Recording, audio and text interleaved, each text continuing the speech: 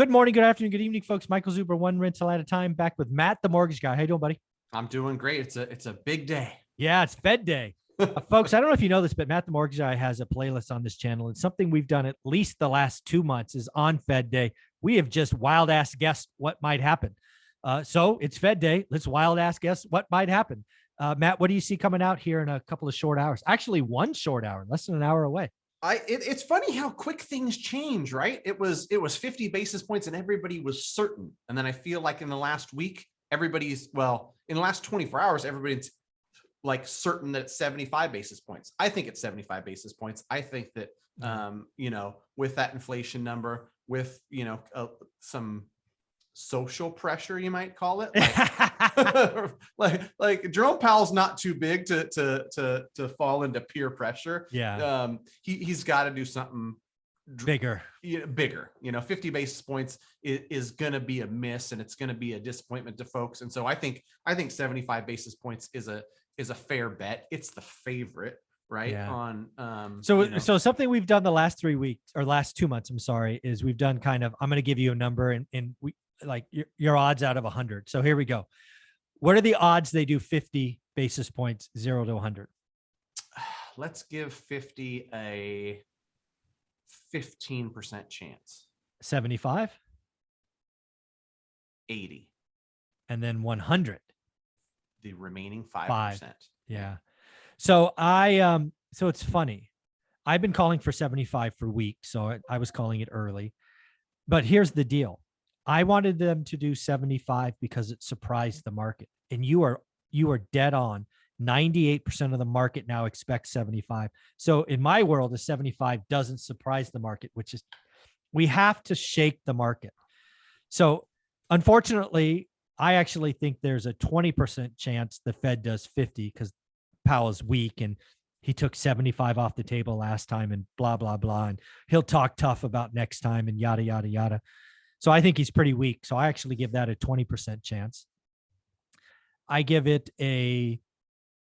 what would it be? 75% chance, 75, because I think everybody expects it now and he can spin a story about bad data. But I'm telling you, I'm like Sam Zell. Sam Zell this morning came out and said he has to shock the market. 75 won't shock the market. He's got to do 100.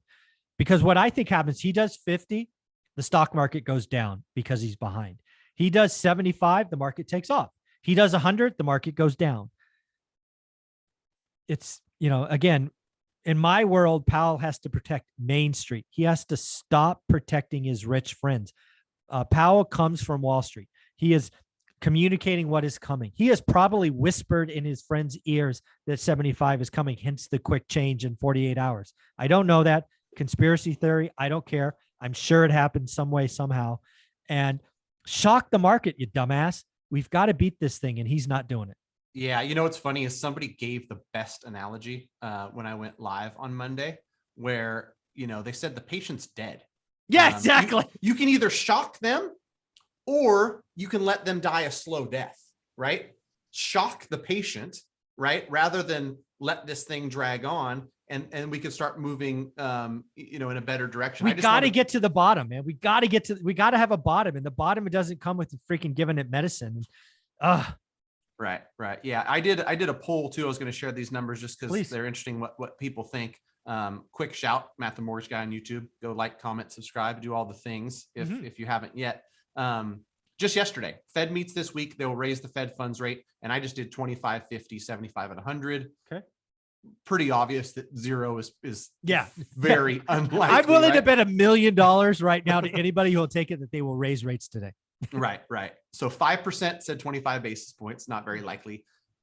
26% said 50, which, you're right. It's like Jerome Powell's track record is, weak, might do that. 56%, which was, the winner, was 75 basis points. Surprised me that 13% said 100. Wow. And it might be, a lot of times folks kind of vote with like what they hope for, they hope for. Right. So it's like, we need shock, go to 100. Get them. Yeah. And, I agree. I'd like to see a shock. Well, here's the real question, because I think all of this is relatively just like it's baked in. But what I'm going to be looking for is what they call the dot plot, which is basically they take all the governors and say basically how high and how fast I think those numbers, man, I think that will shock, because I think there's so many people pulling in. I think going into this meeting, a lot of people like the blended average was 2.75 at the end of the year, the Fed funds rate. It would not shock me. It would, I mean, I wouldn't fall out of my chair if it's now 3.5. That's Right. a big move Right. Right. for the end of the year. I mean, that means Yeah. 75, 75, 50, 50. Yeah. I mean, we could, if we did back-to-back 75s, we'd be at 2.25, right?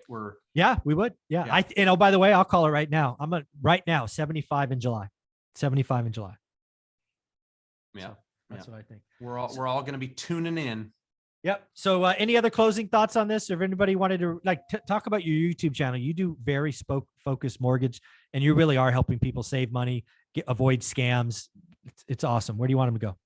Yeah, go to Matt the Mortgage Guy on YouTube. A mix of content of what I'm seeing in mortgage, what I'm seeing in the real estate market, specific mortgage guidelines. Today's an important day to remind people, there is going to be an abundance of videos around the Fed meeting, what that means for mortgage rates, what that means for real estate. And the fear, uncertainty, and doubt people are going to spin the wildest web you've ever seen. It's going to have no basis on fact or reality, right? Mm-hmm. If you want to know about mortgage specifics, talk to somebody who works in mortgage every day. I'm not just somebody who's trying to create the biggest YouTube channel on earth. I'm working in mortgage every single day, helping hundreds of people every single year. And so, real life boots on the ground type information, not just whatever can get me the most clicks and grow the channel as fast as possible. Yeah, folks. And a lot of you that follow me are actually students in my course. Remember, Matt the Mortgage Guy, I created bonus content that I actually help you understand how to read a mortgage quote, things of that nature. If they're not my students, but they want to have you give a double check, where would you want them to reach out? Go to greatmortgagebroker.com, fill out a form, let us know where you're at. We'll be in touch with you for sure. If it's a quick one-off question that we can answer in one email, go to team or send an email to team@mtmg.com. Hey, here's my scenario. Can you answer it? The more detail you give, the better answer that we can give. And, it's likely going to be impossible for the team to dialogue back and forth and back and forth and back and forth. So just send your one-off questions there. If it's a full-fledged, I want to get pre-approved, I want some advice and all that stuff, then greatmortgagebroker.com is the best way.